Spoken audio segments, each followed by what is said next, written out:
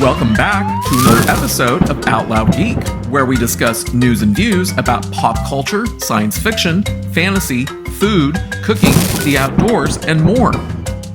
I want to take a moment to personally thank each and every one who has subscribed to the channel. I am very grateful and humbled by your support and for helping this channel get closer to reaching 1,000 subscribers. Thank you very much. It's time, once again, for those egocentric attention whores, Harry and Meghan.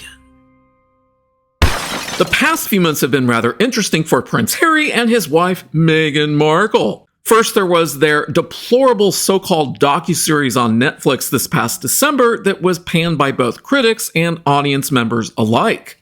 Then there was Prince Harry's book entitled Spare that came out last month, which, in spite of very good sales, has ultimately been quite damaging to both his and Meghan's reputations because, as I have pointed out in past videos, their popularity and approval ratings have plummeted in both the US and the UK since the docuseries in Harry's book came out.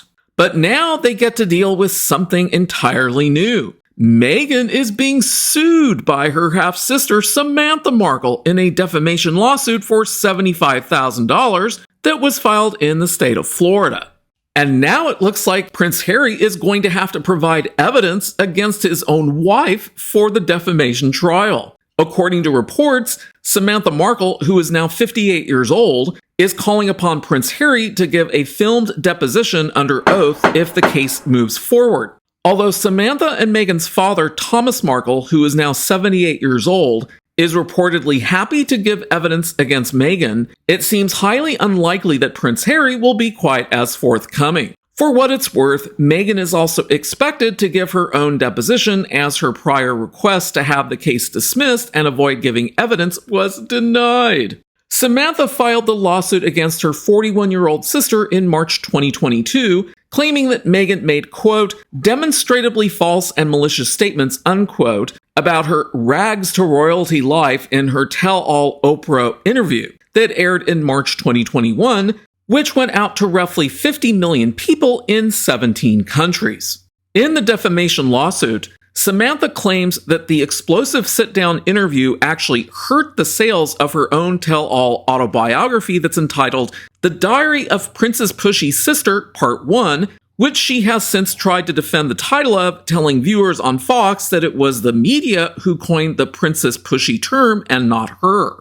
As per the lawsuit, she alleged that the interview, quote, hurt sales of her autobiography, prevented her from getting jobs, and caused emotional and mental distress, unquote. Samantha accused her half-sister of launching a, quote, premeditated campaign to destroy, unquote, her and her father's reputations, claiming she tried to ruin their credibility so, quote, they could not interfere with or contradict the false narrative and fairy tale life story concocted by the defendant, unquote.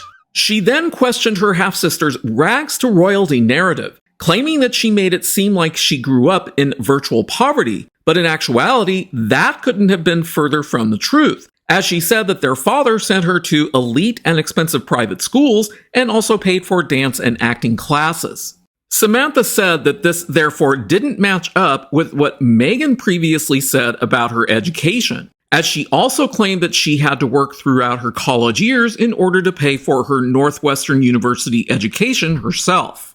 I will interject here that it may prove difficult for either side of this lawsuit to show evidence that backs what each of them is saying, because most institutions and individuals don't keep financial records that go back over 2 decades. But if someone has kept records, that could prove interesting, especially if there are records that contradict what Meghan has been claiming.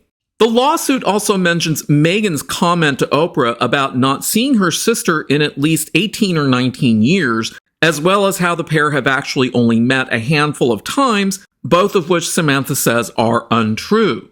The lawsuit states, quote, this is false. Samantha spent time with defendant on a regular basis throughout her childhood and even lived in the same apartment house with defendant for a period of time. Samantha picked up Meghan from school, took Meghan for ice cream and to the mall regularly, and spent many family holidays with the defendant. Meghan's father was Meghan's primary caregiver, and Meghan and Samantha saw each other regularly, unquote. Meghan has only responded to her half-sister's lawsuit through her legal team. In a previous statement made to TMZ, Meghan's lawyer, Michael Kump, said, quote, "This baseless and absurd lawsuit is just a continuation of a pattern of disturbing behavior. We will give it the minimum attention necessary, which is all it deserves," unquote. I'm going to interject something else here. It's very obvious that the Markle family is quite dysfunctional and that the dysfunction centers around Meghan herself, as I'm not aware of any issues between Samantha and their father. While it's not clear when the dysfunction between Meghan began with her half-sister and her father, I suspect that it began long before she met Prince Harry. And it wasn't long after Prince Harry married Meghan that dysfunction began to occur between Harry and his brother Prince William, as well as the rest of the royal family. And of course, there's the dysfunction between Meghan and Princess Kate. So it is entirely possible that the common source of friction and dysfunction between these two families could indeed be Meghan Markle, because she is the only common element between the two, and much of the dysfunction centers around her. Meghan had filed a motion in September 2022 to stop depositions in the case, although the Florida judge, Charlene Edwards Honeywell, dismissed the motion, ruling that Meghan, quote, "does not show that unusual circumstances justify the requested stay, or that prejudice or an undue burden will result if the court does not impose a stay. Defendant Markle does not satisfy the high standard required to stay discovery pending the resolution of dispositive motion," unquote. Honeywell officially set a date for the trial should the parties fail to settle the matter during mediation. According to reports, Honeywell set a trial date of October 2nd, 2023, which will take place in her Tampa, Florida courtroom, barring a settlement.